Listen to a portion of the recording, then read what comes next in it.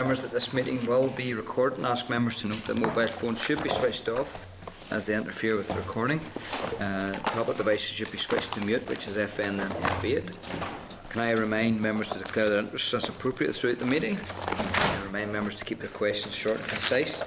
One question and appropriate supplementaries per member. We will go around again for further questions as time allows. Can I advise members that we will be considering further amendments to the clauses in the Reservoirs Bill today, and then we will commence the formal clause by clause process. I would encourage all members to try and remain for the duration of this session in order to get this important piece of work completed. The meeting is open to the public. Agenda item number 1 then is apologies. Have any apologies? Thomas Buchanan. Thomas Buchanan. Any other apologies? No? Okay. Agenda item number 2 then is Chairperson's business. Can I advise members that, as discussed last week, a tick sheet for attendance at the National Ploughing Championships down in the Republic is now circulating. Members are asked to indicate whether or not they intend to go to this event in order to get accommodation booked. It will be very important that we get that booked as soon as possible, because they do, the rooms do go very quickly. Okay, agenda item number 3 then. Minutes of the meeting 27th of May 2014. Can I refer members to the draft minutes of the meetings on the 27th of May 2014 on pages 6 and 11? Are members content that the draft minutes are accurate? If so, I will sign. Members agreed? Agreed.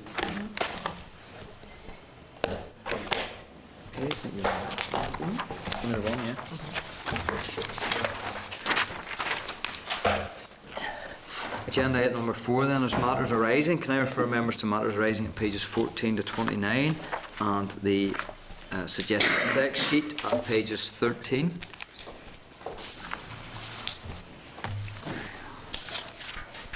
Are members content with regards to the suggested actions? Can I ask, with regards to the letter back from the Minister regarding the beef issue, I can remember reading it over the weekend, would it be in order that we could send that to Mr. Irvine of the Marks? Okay. Yeah, just to keep him fully informed. I was able to have a discussion with him and tell him just exactly where the supermarkets sit, as they had written to us, and also the adjudicator, Groceries Code adjudicator. But I think with regards, I did say to him that we had written to the Minister asking for a stakeholder meeting to be set up and facilitated by her. So again, if we can pass that information on to him, I think it would be very useful. Any other comments, members? Just, Chairman, on the correspondence, it says re-debriefing on summer flooding incident. Is that on previous years? When was that? That was a few weeks ago. Is that the one in Fontana? No? No, it was I can't remember what year ago it was now. Okay. It's just a little later on, I'll raise the issue that happened recently on the 22nd in Fontana. Okay. What page is that? 27th and 28th of June 2012. Okay. Okay. Okay. Okay, members content then? I'll suggest it. Page 13. Okay, agenda item number 5 then is the oral briefing from Darge and Monitoring Round, Darge 2013-14 provisional outturn, savings delivery plans update, and the 2014-2015 main estimates. And I refer members to the memo from the clerk at pages 31 to 34 and papers from the department at pages 35 to 87. Can I welcome to the committee Graham Wilkinson, Assistant Secretary, Roger Downey, Accountant, and Linda Lowe, Deputy Principal. You're all very welcome to the committee, as always. Members will have already had a chance to read your briefing paper, so can I ask you to take up to 10 minutes, if that's possible? I know there's a lot of issues there. If you can keep it as concise as possible, that would be great. And then I would also ask members to keep their questions concise and to the point, and keep their supplementaries attached to their main question, if that can be done, please. So again, following the briefing, we'll go straight into questions. So without further ado, Graham, are you leading off? Yes. Okay, thank you very much. Okay, thank you, Chair, and members for the opportunity to brief you today on a number of items relating to the department's finances. Whilst my main focus today is on June monitoring, I did think it was opportune to bring the committee up to speed with a number of issues impacting the department, particularly with the 13-14 financial year having now completed, and particularly as members will be taking part in a number of debates over the remainder of this month. I provided you with information on each of the areas that I wish to cover, and if you're content, I'll provide a very brief overview as they're presented in the paper. The first item in your packs is provisional outturn for 13-14, and this is the department's financial performance against its budget. I'm pleased to report that we achieved our financial outturn target, which was 98.5% on both resource and capital. The actual outturn on resource was 99.9%, and on capital it was 99.7%. In monetary terms, this equates to a resource underspend of £256,000 against a budget of £224.9 million. And on capital, we had an underspend of £83,000 against a budget of £28.4 million. Our overall outturn for 13-14 was £253 million against a budget of £253.3 million, representing a spend target of 99.9%. The Finance Minister is due to make a statement to the Assembly on the 23rd of June on provisional outturn at the same time as June monitoring, and the DARD provisional outturn will be included as part of that statement. The next bit in your packs is around savings delivery plans, and I'm aware that members have previously asked for updates, so hopefully that will be helpful. I don't intend to go through all of that in detail. However, I can confirm that the department did achieve its savings delivery plan target for the 13-14 financial year. I can also confirm that we remain on target to achieve the overall target of £40.2 million by the end of the 4 years. So that's all I really wanted to say on savings delivery plans. Turning to the main focus, which is the June monitoring round, you'll have already received the detail in your packs of the various bids, reduced requirements and technical adjustments. And I'd just like to draw your attention to the most significant aspects of our proposals and to seek the committee's support for these. Starting with reduced requirements, members will recall as part of the 14-15 capital exercise previously we had reported a £7.8 million easement for the HQ relocation project that would not be required, and so as part of the June monitoring exercise that will be actioned. Since then, we have subsequently reviewed the financial projections for the programme and identified a further £1.1 million which we would propose to declare in this monitoring round. So that's all of the reduced requirements that we are proposing for this monitoring round. Turning to the bids, you'll be aware from the information that you've received that we propose to submit 2 substantive resource bids, 1 marker bid and 1 substantive capital bid. On resource, our top bid is for 1.4 million in respect of going for growth related activities. This is to support the proprietary pilot work which will help build momentum and ensure that early applications are made and expenditure incurred in the 15-16 financial year, primarily for the proposed farm business improvement scheme. Regarding our second resource bid, you'll be aware that the LIPUS programme was funded in the first 2 years of the current budget period from the Executive's Invest to Save funding. Although that funding ceased back in 12-13, the Executive did meet our £3 million bid in June monitoring last year. And as part of this monitoring round, we've identified a LIPUS pressure of £2.8 million. This is mainly required to meet the cost of the work carried out by Land and Property Services on the project, and that this pressure cannot be absorbed internally, and therefore we propose to submit a bid. We also propose to submit a 7.9 million TB compensation marker bid. Members will be aware of the importance of the TB compensation scheme, both in terms of securing the valuable export livestock market, but also in terms of our statutory requirement to adhere to the tuberculosis control order. At this stage, veterinary service projections indicate 7.9 million this year. However, we only propose before a marker bid at this juncture, as we want to firm up the exact quantum between now and October. On capital, we propose to submit a bid of 3.1 million, and this is for a range of CAFRE building improvements across all of the 3 campuses. I provided you with a various breakdown of the projects that we intend to fund, which have been included in your packs. In addition to the various bids and reduced requirements, the Executive also requires technical issues such as internal reallocations. And there are 2 such reallocations that we need to do in this monitoring round, and that includes the transfer of plant health to Forest Service and also a HQ relocations budget to the various units of service. The technical adjustments don't require any increase in overall resources available, but it makes sure that the money is in the correct lines for budgeting and monitoring purposes. In terms of the overall process, department's returns are due back with DFP this Thursday. DFP will then consolidate these and present their recommendations to the Executive for approval. Subject to the Executive's agreement, the Finance Minister will make a statement to the Assembly on the 23rd of June on both the outcome of this monitoring round and provisional outturn. That concludes my comments in relation to June monitoring, and I'd welcome the committee's support for the proposals. The final financial information that you have in your packs is the 14-15 main estimates. The budget bill, as members I'm sure are aware, is due to be introduced by the Finance Minister on the 9th of June. The bill provides legal authority for the Department to incur expenditure and consume resources as contained within the main estimates.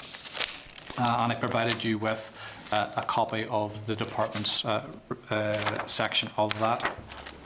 One point that I would highlight to members is the inclusion of a reference in Note 2 on page 36 of the estimates to a small scheme to support individual organisations who own a reservoir. Once royal assent has been attained, the legislative authority will be in place for the Department to incur expenditure of up to 100,000 to assist owners in completing their initial assessments. Chair, you'll be happy to hear that concludes my introductory comments. I'm more than happy to take any questions in relation to any of the 4 exercises. Okay, thank you very much, Graham. I know I appreciate you had a lot to cram in there, so I do understand and appreciate that. Thank you very much for your presentation, very informative presentation. And again, I suppose I could and should commend the Department when it's due with regards to the business plan targets and the meeting of them. Majority of them, if not all of them, on looking on the report. So again, certainly, and I would commend the Department on that. If I could ask questions around there's 2 aspects. One is the bid for the Going for Growth pilot scheme for the Farm Business Improvement Scheme, 1.4 million. And again, I understand why people would do pilot schemes. I understand why people would like to test waters and everything else. But is a pilot scheme for a Farm Business Improvement Scheme worthwhile? And is 1.4 million enough funding to actually deliver on the information that you really need to glean out of that pilot scheme? And then the second issue is around the bids, as you've mentioned there, for the reservoir owners with regards to the initial audit. It's down as 100,000, I think. I think the committee has been told 200 overall, 200,000. What's the parameters and restrictions on the spend for that initial 100,000? Would that have to be spent before the end of year? How will that work in a financial sense, and basically in an operational sense, if we were up and going? And do you see pitfalls, pressures on that money and on the spending of that money in a year? I'll deal with the reservoir question first, Chair. We've allocated 100,000 for the scheme. That's obviously subject to the various business cases, and I know Rivers are currently working on that. So that's the first thing that needs to be completed in order to ensure that money can be spent. My understanding is that we're looking at over a couple of years to have this scheme. So we've put 100,000 in this year, and potentially having another 100,000 in the next year. And my understanding in talking to Rivers is that will be sufficient to meet the various requirements. So the only pitfall, as you suggest, that I would see is making sure that we have the business case in place before that money can be spent. That's the one thing that I would see as urgent in order to make sure the money can be spent within the financial year. So we're looking at 100,000 this year and potentially a further 100,000 in the next financial year to meet their requirements based on their needs assessment that they've done to date.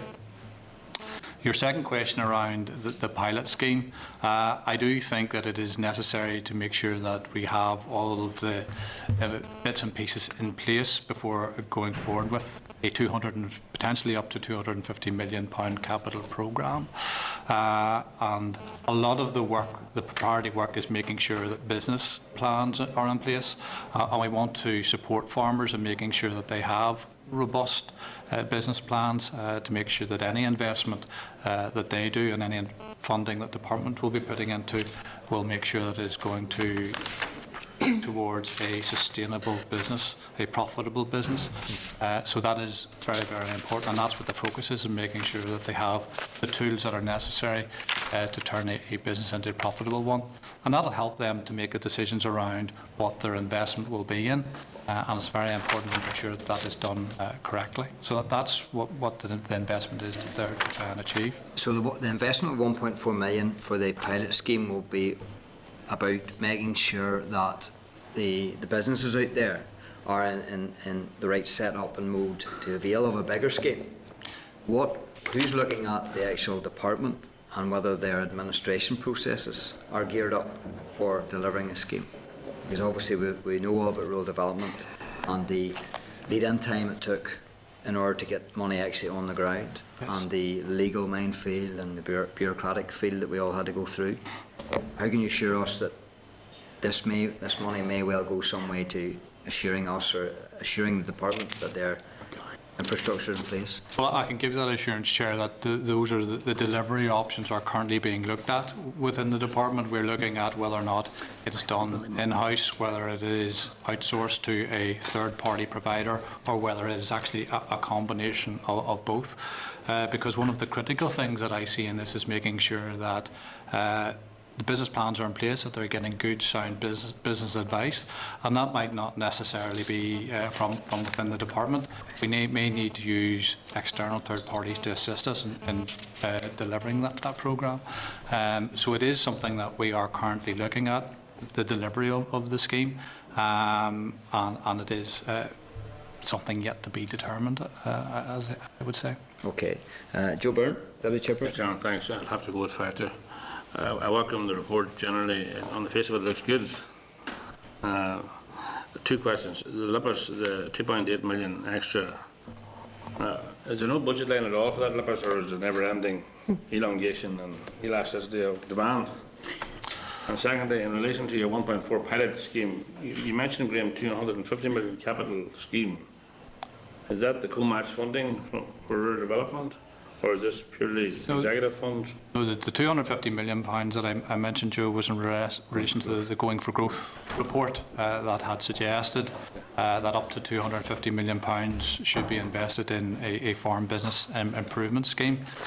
So that's why I mentioned that figure. And would that be separate from the rural development monies? Well, standalone money? At this stage, we're looking at various options around the rural development programme and how the farm business improvement scheme might be delivered through the rural development programme and the various options around that. But no decisions have been made in terms of the funding and the financing of the rural development programme. In terms of Lippis, as I've said in my introductory comments, the funding had been in place for the first 2 financial years of the current budget period.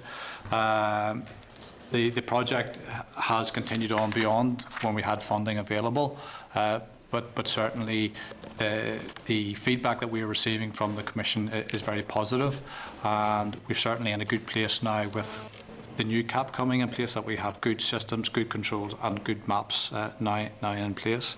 So that is very positive in terms of the feedback from the Commission. We estimate the risk to the fund because of that is reducing, and our current assessment of the risk to the fund is around 2%.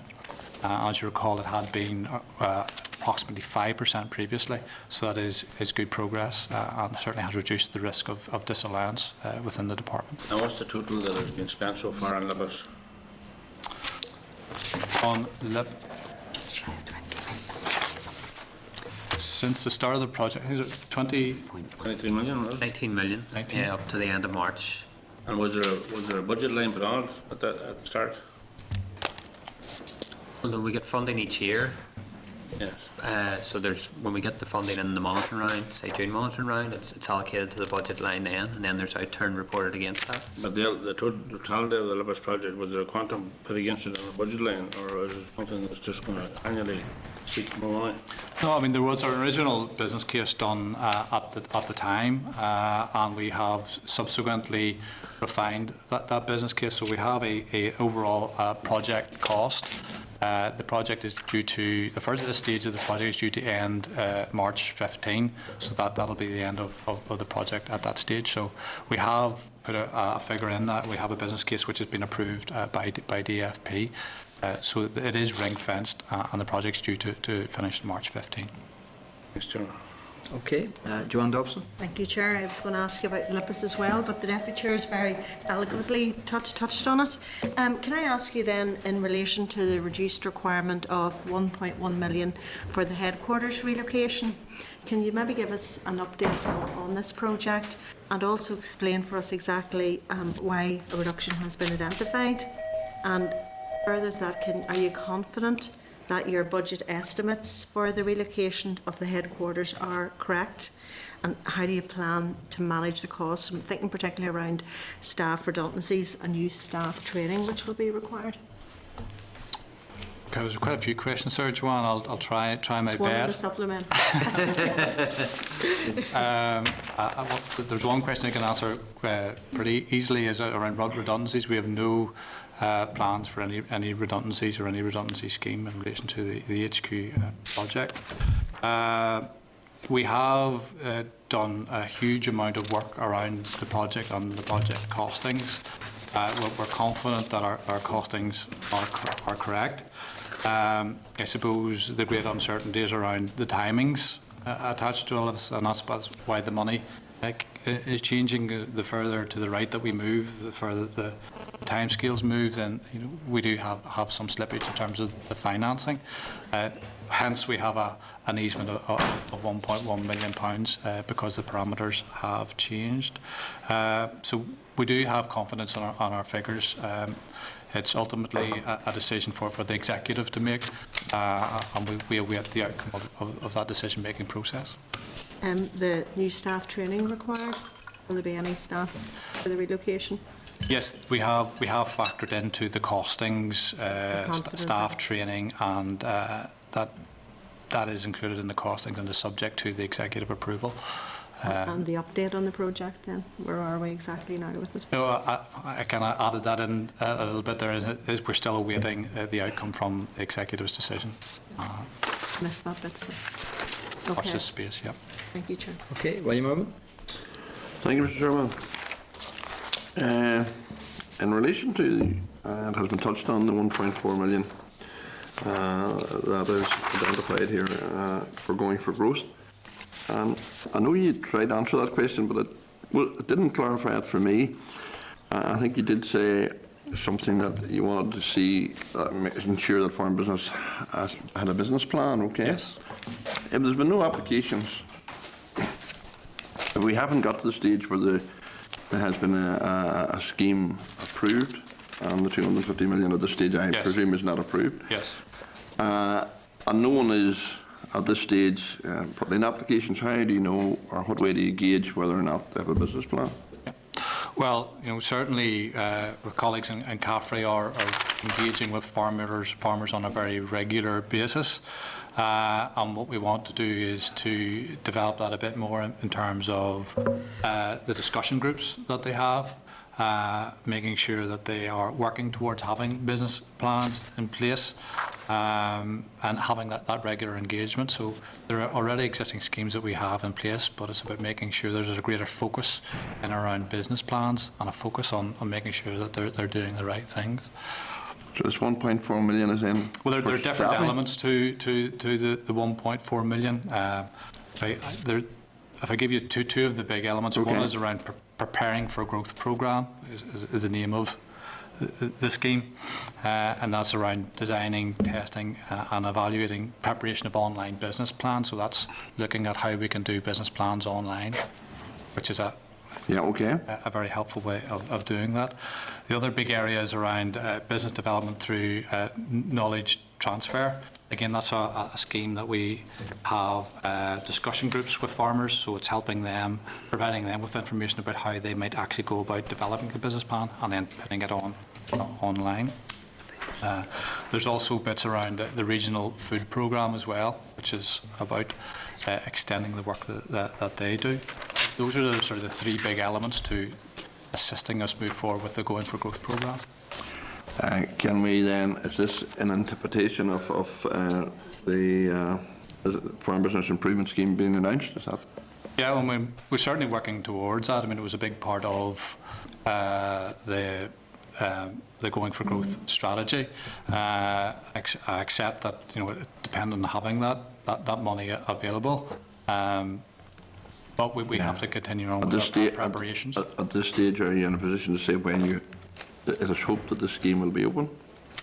No. Well, it's dependent on I know it is, but at this stage you have no idea. Well, I can't second guess what decisions will be made. That's okay. But at least we welcome that there's movement in that direction. Okay, thank you. Okay, Robin Swan. Thank you very much, Chairman. Thanks so far for your presentation. Your savings delivery plan, specifically maximising revenue, page 25. The wind farm development project is not yet developed sufficient enough to generate the projected savings of, 1,000k. It says here it's actually 1 million in 2014-15. Where's the failure there?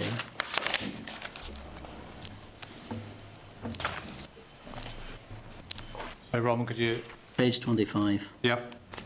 The wind farm development project is not yet developed sufficiently to generate the projected savings of 1,000k. Now, 1,000k to me is £1 million. £1 million, yes, that's right. In 2014-15. Where's that project? What is it?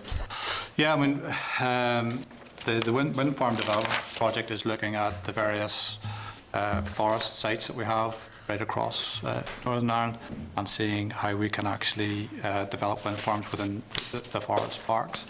We've recruited a wind farm expert, or SIB have recruited a wind farm expert to support us with that project. He's currently now working with the department in taking that forward.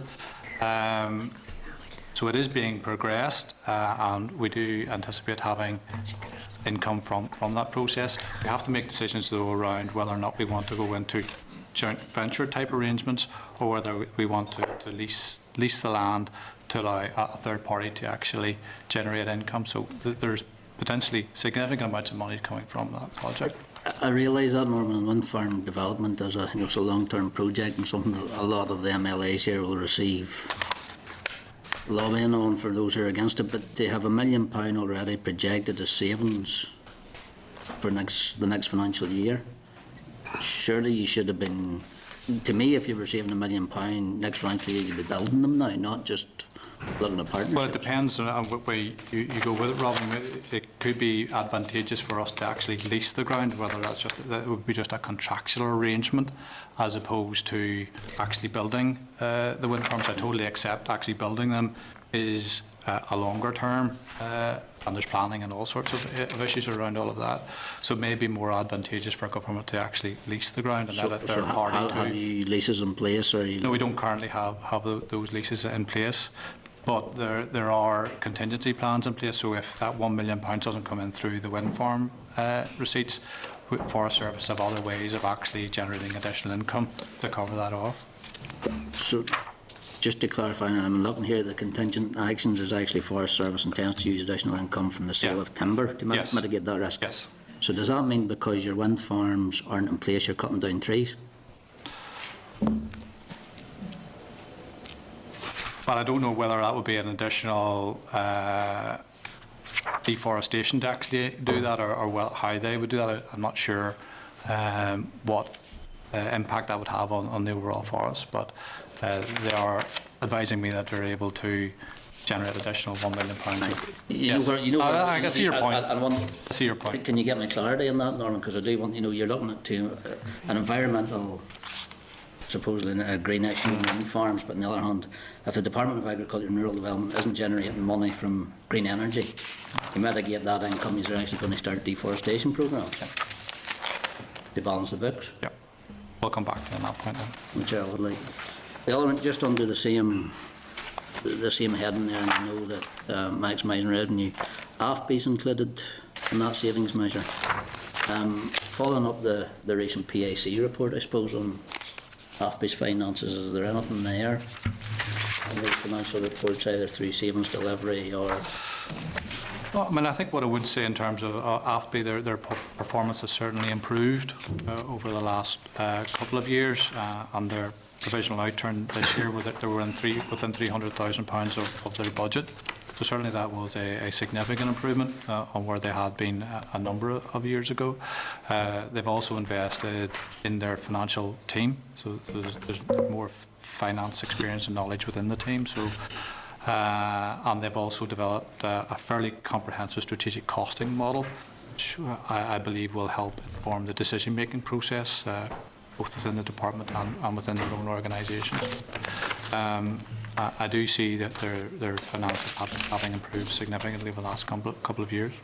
But they have nothing specifically under the savings delivery plan then? They do. If you can see the overall targets, 1,060,000. So Sorry, where are you? on page 24, Okay. where the figure work is, the overall target's 1,060,000, and 1 million was attributable to the wind farm. So there's only 60,000 attributed to the other areas, and I think 30,000 of that is for AFBI. That's where they're hoping to draw down Interreg funding Right. to cover that. So AFBI's target's £30,000 a saving. for this For that one measure, that but particular overall measure, it's yeah. more it's larger than For that. 14-15? Yes. Yeah. What's their budget? The overall resource budget.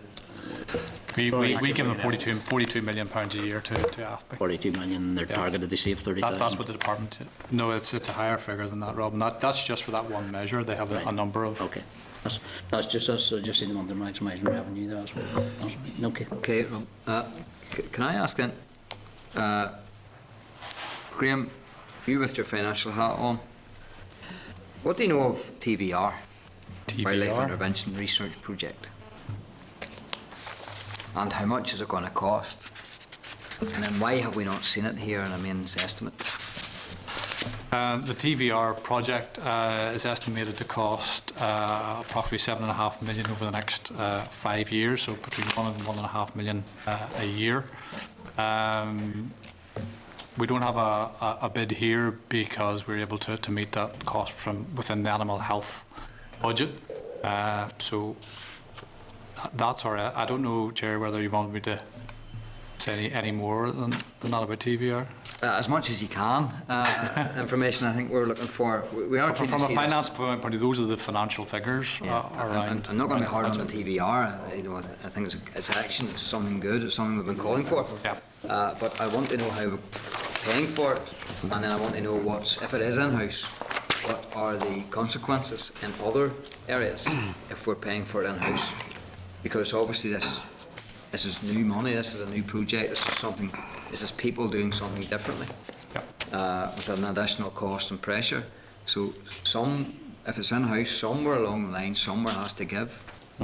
And I'm wondering where that gives is. I'm not aware of it causing any pressure anywhere else in the department. I know Veterinary Service are assisting, and AFBI are doing some work on it as well. And as I said, there's £1.5 million a year being invested in it, and that is coming from money that we have around research. So it's part of the research funding that is available to the department. So, okay, can I ask them for a detailed breakdown of Veterinary Services budget and where this sits with the rest of the work they do or undertake? okay. And any consequences of that? You know, because obviously this money hasn't been spent last year. It's not as if it's a budget line. It's a continuum. But yeah, it's using existing staff. Well, the Veterinary Service element to it is using existing staff to help with the field work. So it's But again, if it's existing staff, what were they doing last year before TVR? So it's just okay. see where the pressure understand is the and point. what's happening, and Yeah. either financially or manpower, man hours. Okay. Okay, thank you very much. Any other comments, members? Joanne, you want to go in? Thanks, Chair. Just wanted to explore just a wee bit more. William Irwin touched on this, and so did you, Chair, about the Farm Business Improvement Scheme, the pilot scheme. William tried very stealthily to find out a bit more detail about it when it rolled out. Why did we not hear about it before for the committee? Why, you know, it's reading about it, Stella's notes is the first we've heard about it. How long has it been in the planning? And you maybe touched on this earlier, Graham, so apologies if I've missed it. The 1.4 million, and you have highlighted about, you know, the potential there. What will it go towards, and can you tell us, are there any new posts being created, and what are the timelines involved? Okay. Well, there's no new posts Okay. being created. This is all to do with proprietary work, proprietary materials. The Farm Business Improvement Scheme, it was ongoing for growth, so it was one of the recommendations that was included in that, and the department has been working on it, I suppose, since the Going for Growth document was produced. There's a lot of thinking has been going into it. But it's been you appreciate it has been difficult for us as a committee to get detail, and as William did allude earlier, you know, we're still not much clear on when it's going to be rolled out and details of it. Yeah, well, What else can you tell us? well, it is. A lot of thinking has been done around it, and you can understand when you potentially up to £250 million. How do you roll that out against the various sectors? I mean, there are so many sectors that they will be looking for investment. So that is still being developed. At this stage, we are preparing a strategic outline case that needs to go to DFP, particularly given the quantums that are involved. And then after that, looking for an outline business case. So that's where we're at the process. We had hoped to have the strategic outline case completed this month, but that hasn't been completed as So yet. no new posts, but timelines. No new posts in what I've just in the 1.4 million. Right. But there will be new. Well, I mean, I suspect whenever you're rolling out a programme of that size, I mean, there are going to be resource consequences for the department, so I wouldn't. Right, okay, so there will be new posts. The timelines involved then for it? Well, at this stage, we are completing the strategic outline case, and we hope to get that to DFP certainly in the next few months. This would be very useful, Chair, to get more detail as that's developed. Yeah, well, I'm not sort of directly involved in preparing for it, so it might be useful to have a briefing from one of the other I officials. think it would, yeah. I think we're right. We're right now and ask just for all the details that they have, and the strategic timeline, and everything, all the practicalities on it. The projections and, as Graham said, no new posts being created at 1.4 million. The 1.4 million, But yes. obviously, as things progress, there will be new posts and the costings around that too. William Irwin, you want to? Yes, thank you. No, I mean, I welcome the fact that there's now a scheme. We're moving on that. I think there were others who said that it would not happen, so we welcome the fact that, you know, hopefully it will now happen. I think it's vital for the industry and vital for the programme Going for Growth, so I certainly welcome that. Okay. Robin, you want to come in? Just very quick. Graham, you mentioned the 100,000 for the reservoirs inspection, and you said the business case is there that the legislation needed royal assent before that. The estimates require royal assent, so rather than the reservoirs bill having Yeah. royal assent, so it's the estimates gives us the legal authority to actually pay the 100,000. Is there any way, and this is theoretical, is there any other way without that royal assent that the department could put that money in place for a project like that, for development work, for investment, for resource, without the royal assent of the legislation? Of The budget. it doesn't. It's a budget act legislation, not the reservoirs legislation. So So it's budget act, yes, the budget. We're using the budget act as a legislative cover you could put the 100,000 in to pay place. the 100,000. Yeah. But to get it into the budget act, you don't need the reservoirs bill? No. No. No, there's no contingent. No, it's okay. Thanks, Chair. Okay, any other members want to come in? No? Okay, well, again, thank you very much, Graham. Sorry, Chair. We Can will be I seeking- relay the committee's approval? Is that? Yeah. Can I put it to the committee then? Are they content with the June monitoring round proposal then, as it sits? Have enough members? Yeah. Don't we have any? Got a shake of the head or not the head, Rob? You work it out. Subject to the answers. Okay, members content then? Okay, thanks very much, you. Graham, and Roger for your time. Okay, thank you.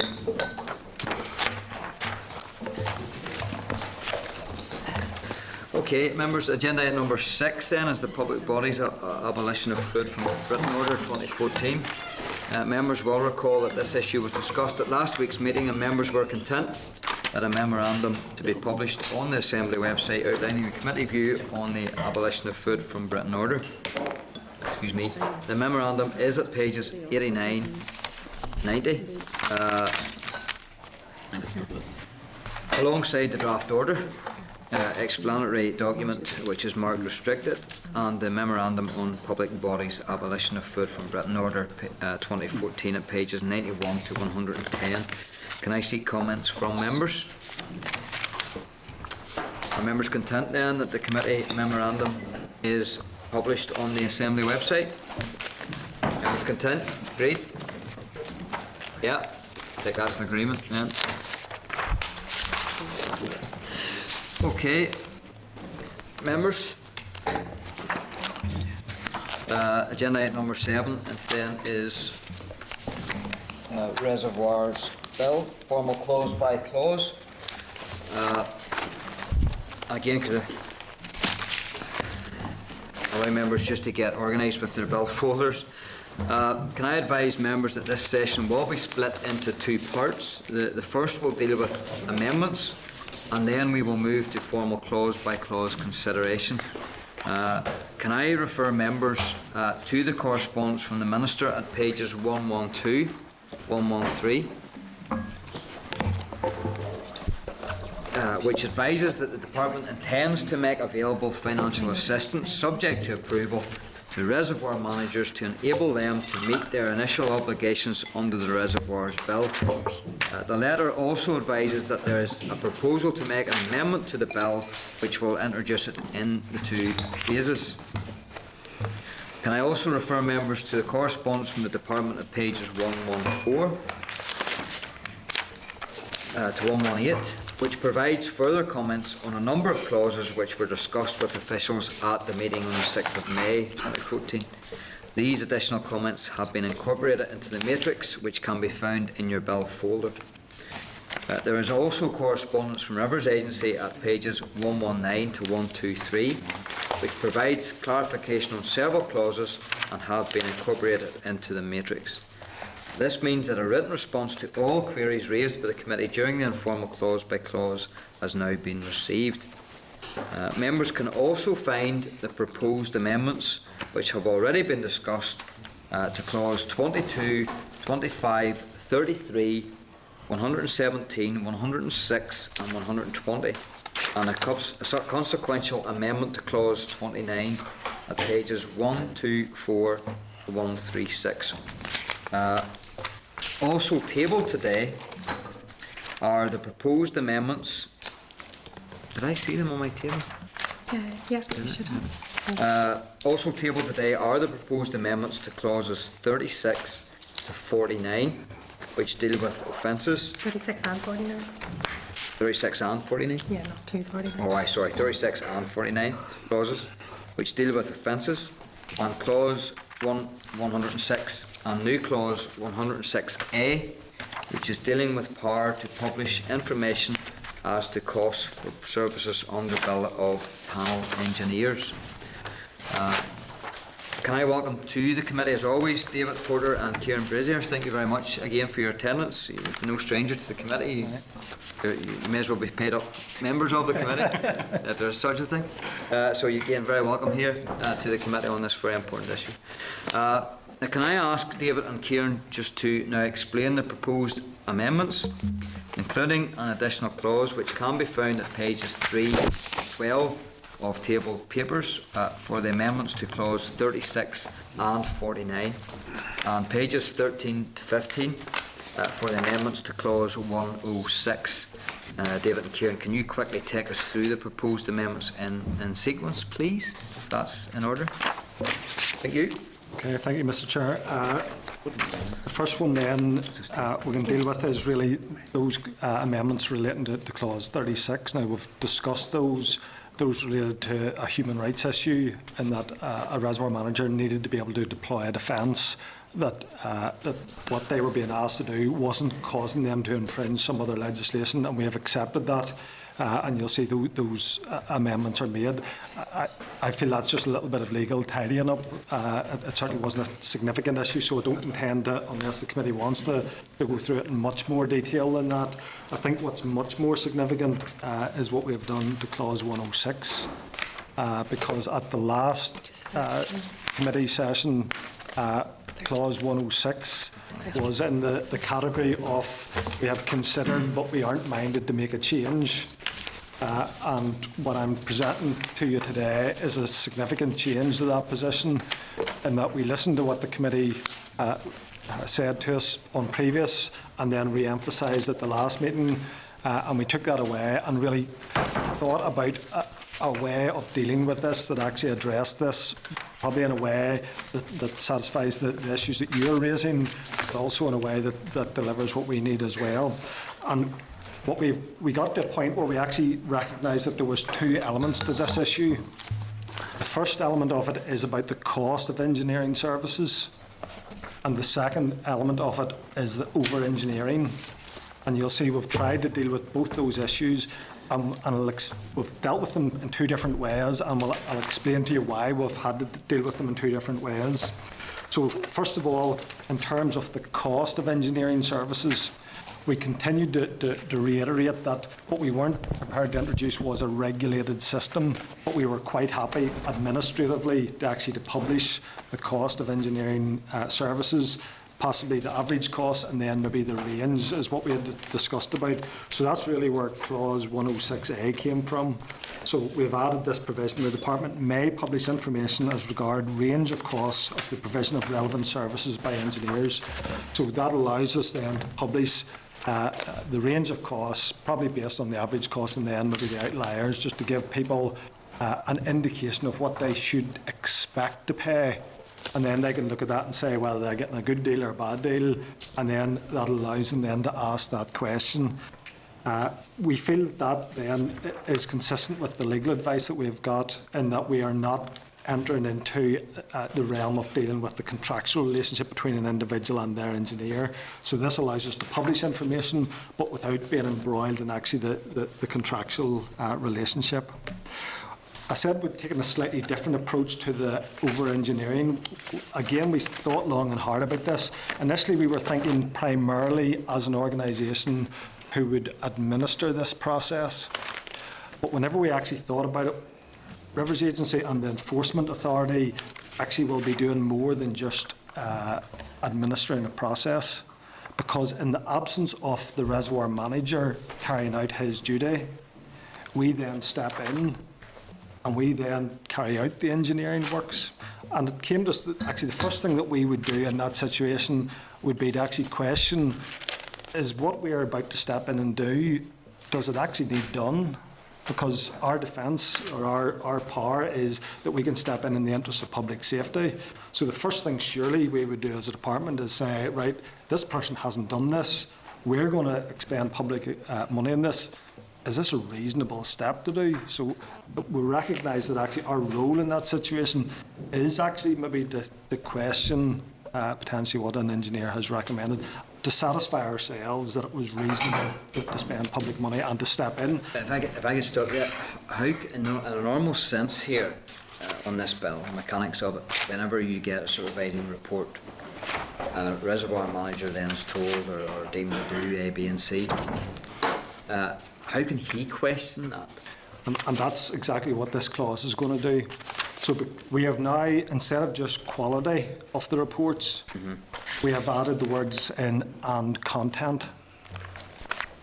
So the and content is very, very important. So the quality, that could be just the format and the type of it. Is it in the right paragraphs? Does it cover roughly the right issues? That's quality. So we've gone a significant step beyond that, in that it's not just the look and feel of the report, it's actually what the report says. So that's what we mean by dealing with the over-engineering. So where a reservoir manager is concerned about over-engineering, we will have an interest in that as the reservoir authority. And this then gives us the power to not only be concerned about the quality of the report, but actually the content of it as well. And that can be either good content or bad content. That's why we're specifically steered away from using the word over-engineering, because there may well be poor quality reports or poor content reports that we actually want to address, not just sort of the gold plating. So that's why we felt it was best to keep it like that. So it's not just the quality, which is what was on the clauses previously, but it's actually and content, and by and content, that's what we hope will allow us to address concerns of reservoir managers about over-engineering. Just stop you there. Just we'll take this in bite-sized chunks. Suppose 106, 106A. Any comments, members, about that? You can obviously see on page 15 your table papers. You can see the how it's added in and how it affects the face of the clause. First line there, added and quantity, and then a whole new clause then, 106A. Any comments, members, just before you're allowed to give it to me? Again, Chairman, I think that's an amendment change. It's a change of welcome, given what we said last week. Okay. Any other comments, members? So just on the actual practicalities of it, David, which is something I'm trying to. The department may, and again, we sometimes worry about the word may, because it could mean all sorts of things, and sometimes may can be forcibly put as a will. Yeah. Sometimes you want it to be a will, but sometimes it's a may. You know, for more reassurance, would you be minded to change the word may, or is that? Well, in a case again, there are lots of mays through the bill, and what that does is mean that we have permissive powers, that where we see that there is a problem developing, that we have the ability to step in.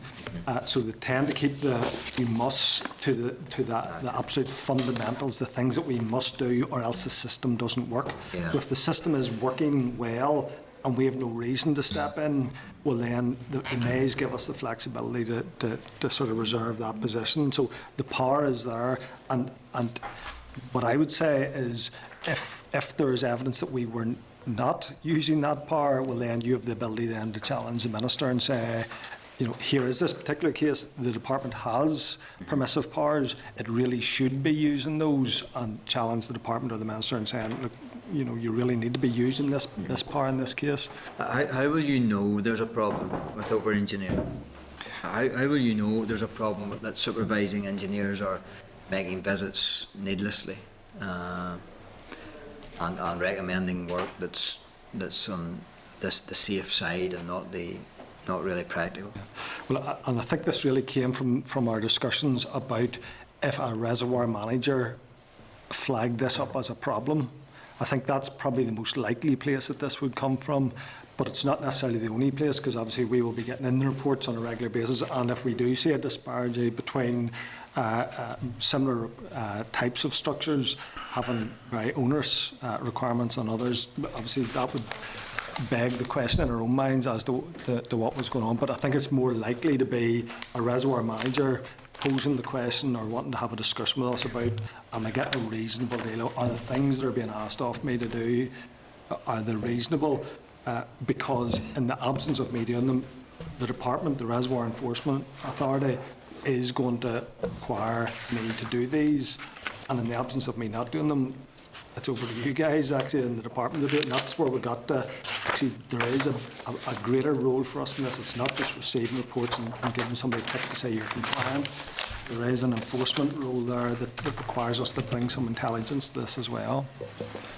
Okay, sorry, Joanne Dawson. Just for clarity, and apologies, I missed last week, so I know you went through this in detail last week. I think it's a good idea to assess the content of the report, and as we know, this was raised by many owners.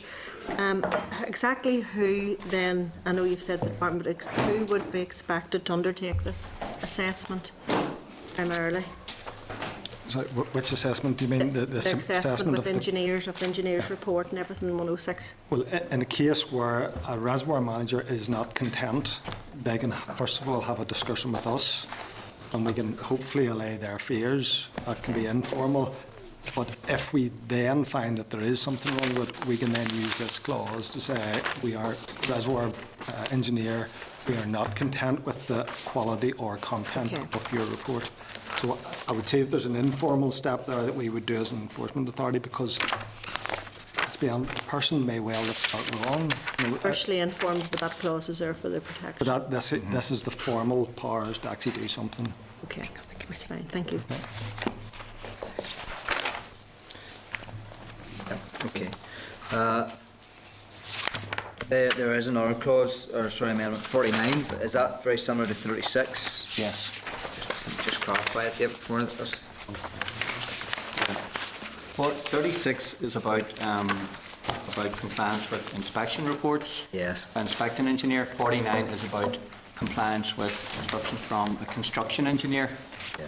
They're both the same, a lot parallel to one another. The same approach has been taken to both. Yes. And the consequential amendment to clause 70 is because it refers to both of those clauses, 36 and 49. Okay. So the same approach has been taken to both, Chair. Okay. Members want to say anything on those clauses, or sorry, those amendments to clauses at this point?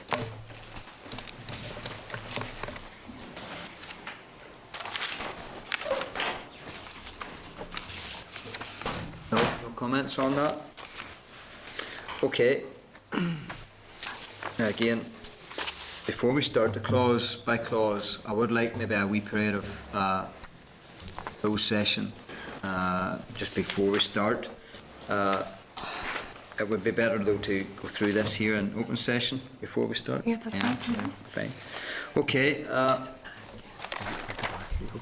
Members, just to go through, members should have the informal. Thank you very much for the time being, David and Kieran. Thank you.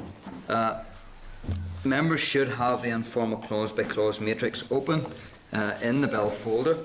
Hansard from the meeting on the 27th of May in order to refer to the comments received from Rivers Agency on issues which were raised during evidence sessions. You will also wish to ensure that you can quickly reference the letters in the pack at pages 114 and 119. Now,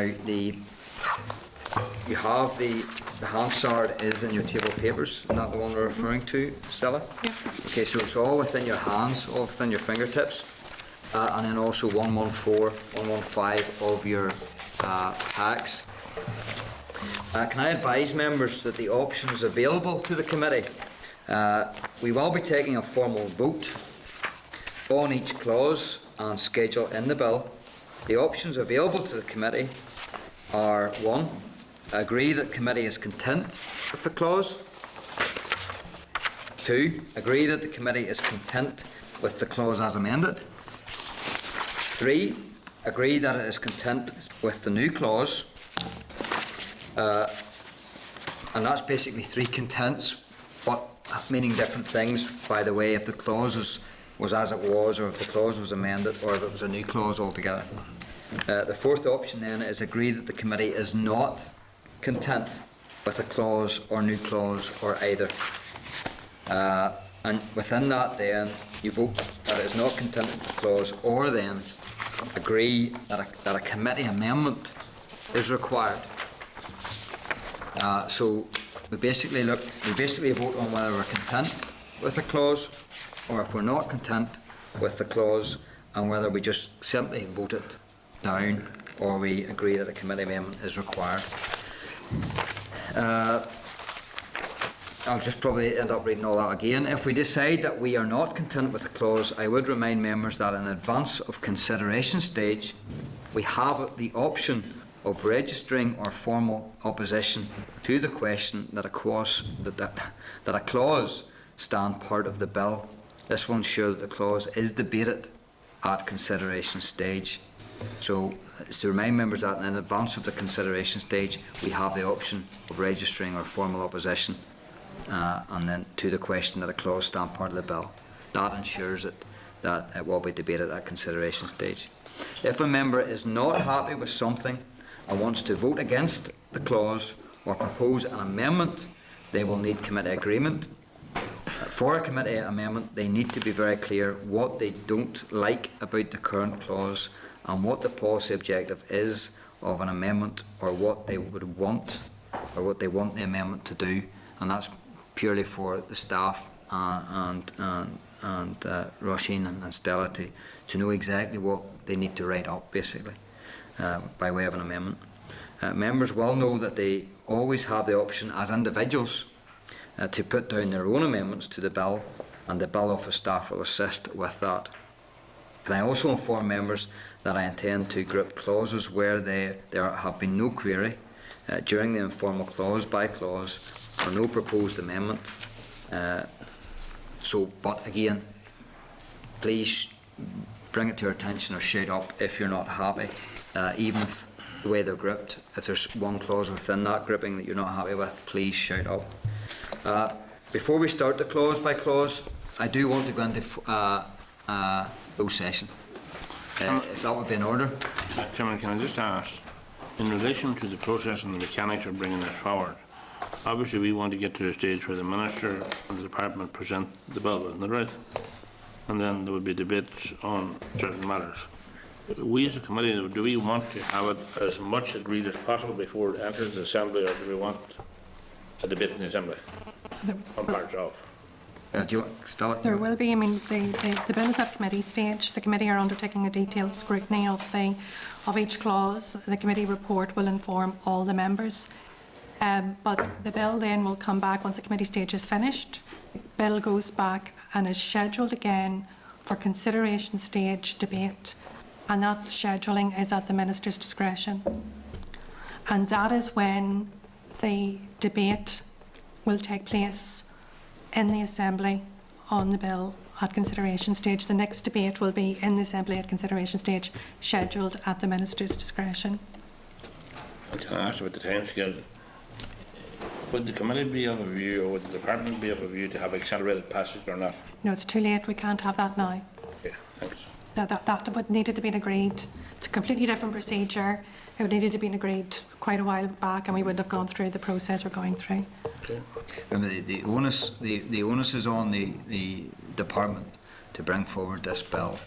So the Department can determine the pace or passage or otherwise of the bill? Yes, after it comes out of committee. Yeah, our responsibility is to scrutinise the bill, and our report will reflect on that scrutiny. Yeah, and the debate in the chamber, and Rushing will keep me right here, the debate in the chamber will be on the clauses that are amended, or group of clauses that are amended, or if the committee decides that it is not content with a clause and wants a debate in the clause, that's when it registers that it is not content with the clause and would intend to vote the clause down. So if there's not an amendment or something, but you're not happy with a particular clause, you register it now and you'll have a debate in that aspect of it.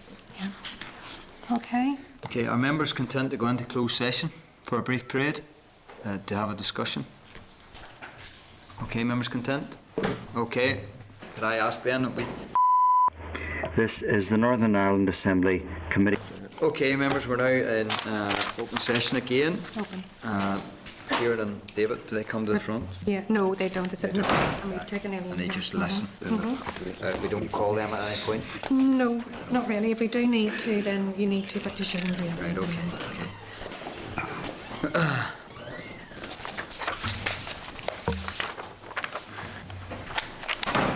Okay, members, we are about to start the formal clause by clause for the Reservoirs Bill. Again, just to remind you, Just as drafted, there's no... I will put the question at every point. If the committee is content with that clause as it is, or as it is amended, or they're content with the new clause, or if the committee is not content with a clause or new clause or either, then again we should vote that it is not content with the clause, or then agree that a committee amendment is required. So if members are content to move on, I will move on. Okay, members, clause 1. Just as drafted, there's no amendment. Okay. Clause 1 then, controlled reservoirs. Can I just say, I'm going to, your matrix is in your bill packs. You should have your computer screens on to 114, 115 with regards to the latest letter to Stella, with regards to the clauses and the amendments. And then also your bill in front of you also, of course. And there was something else. Hansard of the minutes, which are in the table papers, along with the amendments that have been made today, drafted today. Okay, members, clause 1 then is controlled reservoirs. The committee sought clarification on how the cubic capacity of a reservoir would be measured, and the response is in the matrix. The committee also considered changing the 10,000 cubic metres threshold. The evidence suggests that this would make minimum difference. So I'll put the question: is the committee content with clause 1 as drafted? Content? Yep. Okay.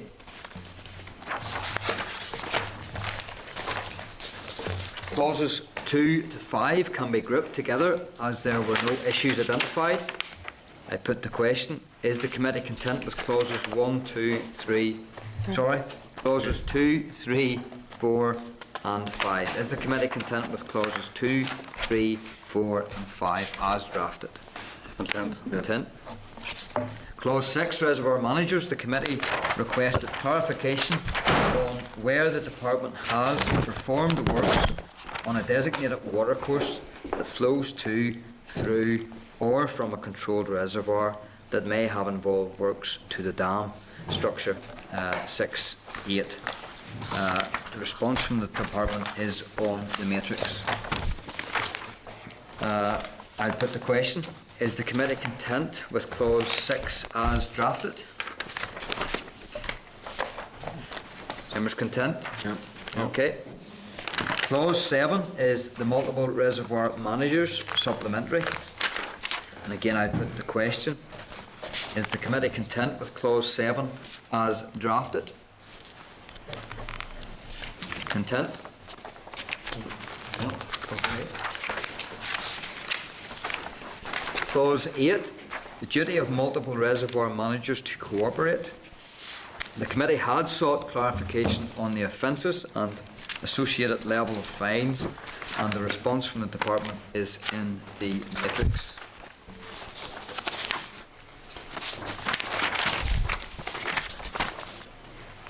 I put the question: is the committee content with clause 8 as drafted? Members content? Great. Okay. Clause 9 is the controlled reservoirs register. The committee had requested an explanation of what information may not be included in the register if the Secretary of State considered it would affect national security. Response from the department is in the matrix. I'll put the question: is the committee content with clause 9 as drafted? Members content? Okay, agreed. Clause 10 to 14 can be grouped together as there were no issues identified. I put the question, is the committee content with clauses 10, 11, 12, 13, 14 as drafted? Are members content? There's 10 to 13 in the rest. 10 to 14. Sorry. Yeah.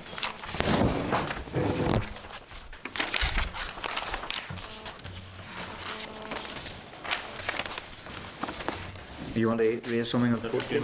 No, you okay? So it's 10 to 14. Is the committee content with clauses 10, 11, 12, 13 and 14 as drafted? Agreed? Okay. Clause 15 is the registration supplementary. The committee expressed concern at the onus placed on a retiring reservoir manager to inform the department that there was a new reservoir manager. The response from the department is in the matrix clause 15. I put the question, is the committee content with clause 15 as drafted? Agreed, yeah. Agreed? Okay. Clause 16, offences registration. The committee expressed concern about the impact clause 15 would have on 16.5, and the response from the department is in the matrix. I put the question, is the committee content with clause 16 as drafted? Content? Agreed? Agreed, members? Yep. Yeah, okay. Clause 17, giving a risk designation. I'll group these clauses from clause 17 to clause 23. The committee expressed concern around the term risk and the unfairness this creates around the risk designation process. The response from the department is in the matrix. The department is not proposing to amend this clause. However, it has proposed an amendment to clause 25(2)(k) that will reduce the minimum number of visits that will be required by the supervising engineer. I'm grouping these from clause 17 to clause 23. Are there any comments, members? Now, I'll raise one here, and that is that I am still concerned that there is no fairness in this system. I have a concern around the word risk being used as a designation when there is absolutely no chance of a reservoir owner or manager being able to change or reduce that. I do feel that high consequence would be a better terminology. High consequence, because at the end of the day, there would be high consequences if there was a breach. I do believe then there should also be a secondary designation whereby a reservoir could be high consequence and then either high risk or low risk, depending on the investment and the advice that has been, the investment that the manager put into the structure, and then also the advice that he was given from the either inspection engineer or the supervisor engineer. That would bring, I believe, a degree of fairness into the system. It would mean that the reservoir owner, when encouraged to invest on his structure, would get some gain, more gain than the amendment at clause 25(2)(k), and the stigma attached to a designation being high risk would be, I believe, minimalised. I think I've covered all my concerns there. Now, it would make it a lot more complicated. It wouldn't just be your three designations, your high, medium and low risk designations.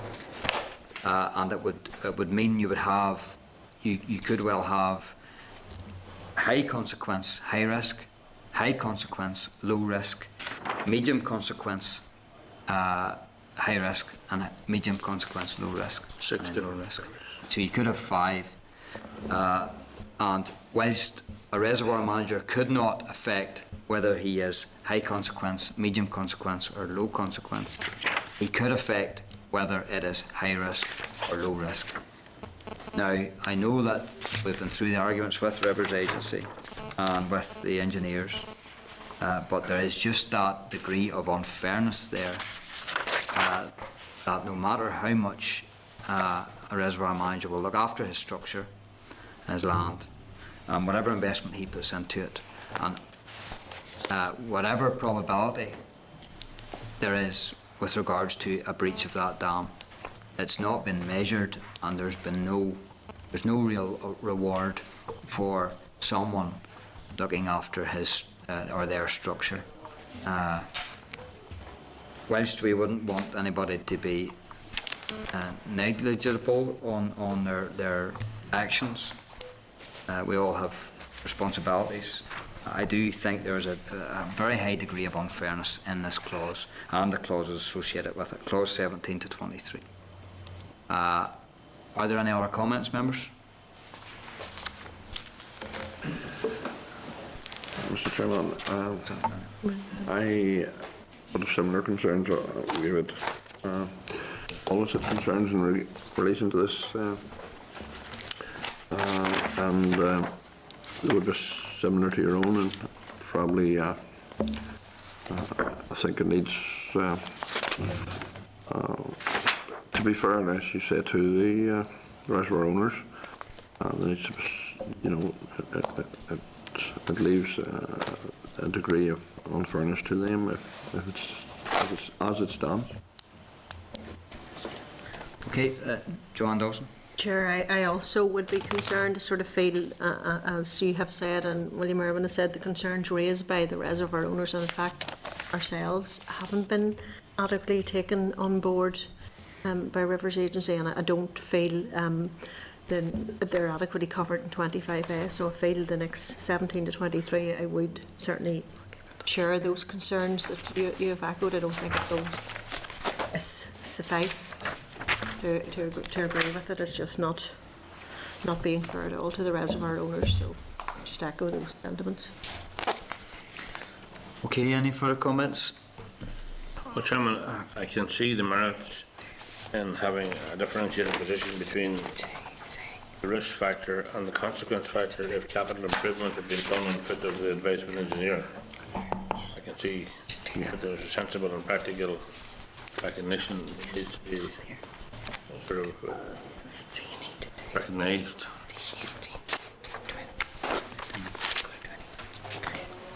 Okay, any further comments? Okay, no further comments. I'll put the question then. Is clause 17, is the committee content with clause 17 as drafted? No. I'll be a no. No. Okay.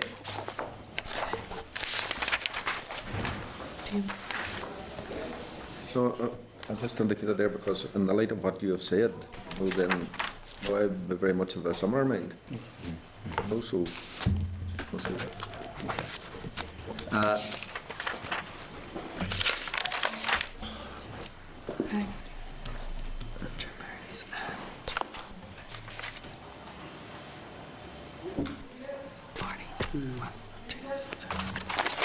Okay, are members then content then to vote that we are not content with the clause?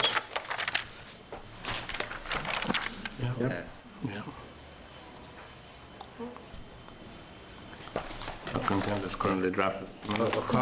Well, if we vote that we're not content, which we have basically done, there's no consenting, there's no contrary voices of that mind, then we'll get Clark to draft a form of words for the committee report, as we've indicated here today. And of course, it's been a ribbon. This has been a thread throughout the whole debate on that. What more, Stella, do you need then at this stage? Indicate intention to vote against the clause stands part at the consideration stage. Yes, and that the committee would indicate their intention of voting against the clause stands part at the consideration stage of the bill, as it sits at the present time. Okay, members content? Yep. Could we also write then to the Minister outlining the concerns and the desired course of action? Again, Yes, I think it's Right only to fair it. to the department that we write to them probably. okay.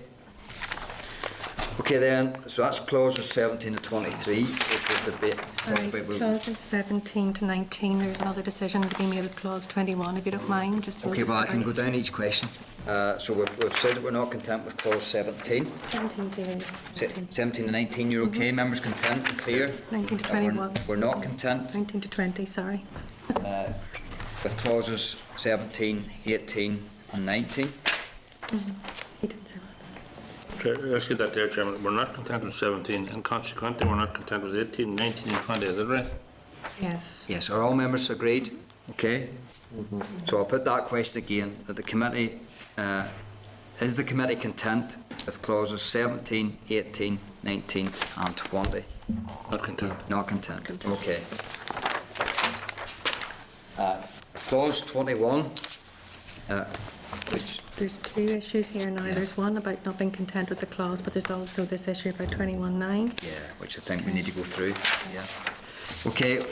Clause 21 again will be part of that grouping of clause 17, so we'll not be content with that either. But there's also an additional aspect to this, and that is the appeal against the Department's decision in a review under section 20. The examiner of statutory rules recommended that the responsibility for making regulations in this clause 21.9 should rest with the office of the First Minister and the Deputy First Minister rather than the Department in order to avoid a conflict of interest. An amendment is therefore required at clause 21.9. For clarity, 21.9 deals with the regulations to make provisions for the fee for the appeal and the awarding of costs of the parties in an appeal. There are also amendments to 73.6, 74.2, 77.2, 79.7, 82.8, 84.6 and 86.4. These amendments are rather technical in nature. We have been informed that the amendments to this and the other clauses have been drafted by the Department but still require the approval of the First Minister and Deputy First Minister. This has been sought and has not yet been received. We therefore do not have sight of the series of amendments. I understand that amendments here will result in new clauses later in the bill. We have two options. We can finish today. We can finish today at clause 21 and hope to have these amendments at the meeting next week. If they are still not available next week, we will have to continue with the formal vote on the clause regardless. Or we can register our discontent and say we are not content with the clause as drafted, as we have not had sight of the amendments. Members will be aware that undoing such a decision at a later stage will be very complicated and messy, but it can be done. Now, again, the two options are finish today at clause 21 and hope that the amendments are before us next week. There's no guarantee in this because destiny is not in Rivers Agency's hands, or DART's hands. They're at the office of the Deputy First Minister. So certainly we cannot blame Rivers Agency for that. Or we can just simply register our discontent and say that we are not content with the clause as drafted, as we have not yet had sight of the amendments. Now, again, that can come out on our report, committee report, to say the reason why we're not content is because we didn't see the amendments at the formal clause by clause. And then we can carry on. So I'm entirely in your hands, members. Chairman, personally, I believe that we should pull the handbrake at that point until we get the amendments presented to us, because I think we're working in the dark. Yeah. Yeah. Okay. Are members content then? Are members content that we finish today at clause 21 and hope to see these amendments at the meeting next week? 24 and 25. No, okay, fine. Okay. Okay, members content? Can we, Meeting, yeah. can we do 22? No. No. This is no. Right, okay. So are members content then to leave it at 21 and hope that these amendments come forward? And no matter what, next week, we carry on, whether we see the amendments or not. And We have no choice, we're out of time. we'll just register our discontent because we haven't seen them, which is fair enough, which is what we'll have to do. We can't scrutinise something that's not in front of us, and we can't be content with that, so we put it in our report. Members, we will have a long meeting next week, because of course we have so many other clauses to get through, clause by clause, next week. Okay, and please, I'm happy enough for the attendance this week, going through the clause to clause at this point, but if we could have the same next week, that would be great. Okay, members, content to leave it at that? Okay, agreed? Agreed, yeah. Okay, agreed. Thank you. Okay, thank you. Oh, well, it's the other business. Yeah, no, business. We're not finished yet. I heard a collective sigh of relief there. Shouldn't have. We're not over yet. Correspondence and apology There's programme. correspondence still to go on ahead.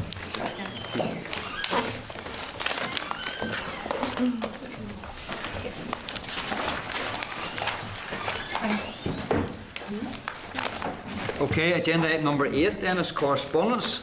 Can I refer members to correspondence at page 139?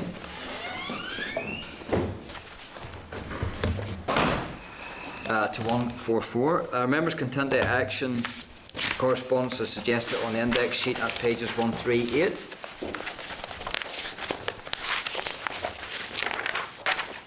Members agreed? Yeah. Okay. Agenda item number 9 then is forward work programme. Can I refer members to the forward work programme at pages 146 to 150? Put it up. Members will recall that at last week's meeting it was agreed to consider additional meetings to facilitate a number of requested and required briefings. The forward work programme has been provisionally completed until the end of September, and most of these additional briefings have been slotted into the September schedules. But there are still a number of briefings still to be confirmed. There will be no meeting on the 23rd of September to enable the visit to the National Ploughing Championships. That's if there's sufficient number going, maybe. If we find that there's not as much interest as first thought, then we will maybe consider a meeting if we find that there isn't. If we find if there's a quorum and the majority of our members still at home, then we will maybe consider using that space as an overflow, if you like, for meetings. Can I seek comments from members? Are they content with the proposal to schedule the request for oral briefings into September, October? Yes. Members content? Yes. Yep. Okay, agenda item. Joe. Chairman, I was just going to ask. I saw a missed phone call from William Taylor earlier on today. Did we communicate to them in response to the request that they made? Or they were seeking a meeting with us, but because of the schedule, it wasn't possible to do that. We have just agreed to meet them on the 14th of October. Oh, right, okay. So we will be telling them after this meeting. Oh, right, okay. It's Thanks. on there. It's on That's all in right. October. That's okay. Okay. As a TBC. Any other comments about the forward work programme, members? Just through the chair, we had a meeting with Naimia, the beef sector. Do you think should we as a committee now be talking to the retailers in the beef sector themselves? The retailers, you mean the supermarkets? Well, not so much as the meat plants themselves, etc. Considering that they are now starting to charge the farmer. They are one group that we haven't spoke to yet, and I think it would be very beneficial for this committee to do so. Naimia now represented all those meat plants when they came before us. We have written to the Minister. We have written to the Minister asking her to organise a stakeholder event she would facilitate between the marts and the processors and the meat plants. Now there was a letter come back today. Not just sure off the top of my head what page it is. It is in it's page 14 of your packs. If you can revert to page 14, Oliver. Halfway down on the second page. Half it down to the of 14 and all of this, all of the page of 15. Now, she hasn't committed to meeting or having a meeting with them. I am aware of reports that some meat plants in the north are beginning to make significant changes in the pricing structure of cattle. Commercial decisions taken by individual abattoirs are outside DAR's remit. However, given the significant concerns in the farming industry and my own reservations that farmers are being penalised unfairly on this and other issues, I have already met with representatives of the local processing industry and informed them that they need to rethink these changes. I have also asked the industry to strive for timely, transparent communications with both farming representatives and the wider beef industry when changes in spec are being proposed. Again, if you want to add to that, Oliver. Mr. Chairman, I think that am I picked Oliver up wrong? Was it the retailers you're talking about, Oliver, not the processors? Is that right? All right, the retailers, yes. Yeah. Picking it up myself. William, you're right. The retailers, processors tell us that it is the retailers that are insisting on these rules, and it's the retailers. Processors try to tell us that that's the reason for the cuts. It's the retailers are insisting on that. Again, we have written to all the retailers who have. Have we got a response? All of them. No, we get a copy. Over the last, I've passed them on to the marts. Those individual letters, I've been able to pass them on to the marts, so they are fully aware of the position of the supermarket. and you met with Sainsbury's? I'm sorry, I met with Sainsbury's in person, which I have to give them credit for. A lot of these supermarkets, namely Sainsbury's and others, have had these rules in place for a long time. And how they argue it is that it's the processors who basically have changed the market. They see that there's no market now in Europe because of the Polish beef coming to Europe instead of going to the Middle East.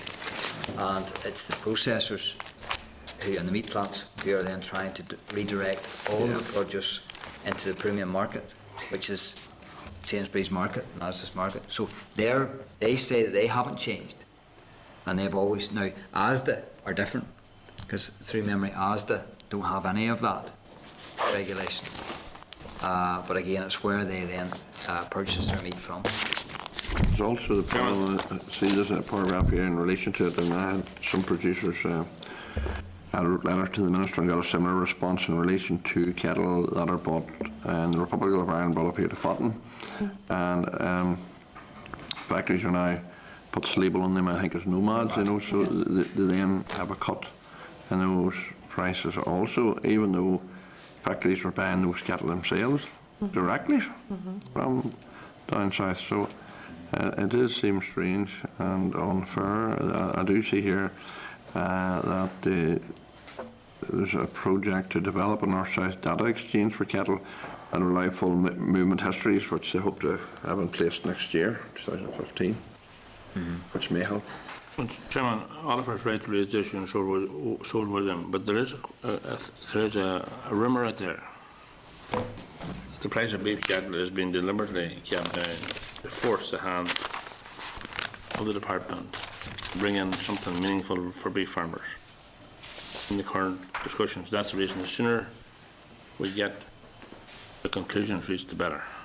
Because anybody that listened to the Mart report this morning by Noel Erskine will see that finished beef we're only making about £10.50 for 650 kilos. So we're talking about almost 150 to 200 pound down for finished animals. Yeah. Meantime, the beef finisher is being penalised in the market at the moment. And the meat plant is skinny. Younger cattle, drop calves, store cattle are making good prices. But the finished beef is about 150 to 200 pound per animal down at the moment. So there is a real urgency out there for those that are caught with highly expensive finished animals. Thanks, John. I suppose we can all identify the issue, and the problem is how then we fix it and influence what is basically market forces, as even the Minister acknowledges in her letter. Yeah, I think it's fair to say the Minister can't intervene in the market, but the general uncertainty surrounding the cap is the issue that needs to be expedited in order to conclude where we're going to go.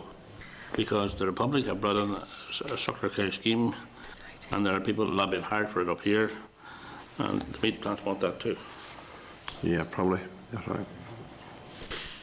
Okay, any ideas of how the vehicle for which we use to try and get that sorted? Because Joe, 100% right, there is this uncertainty.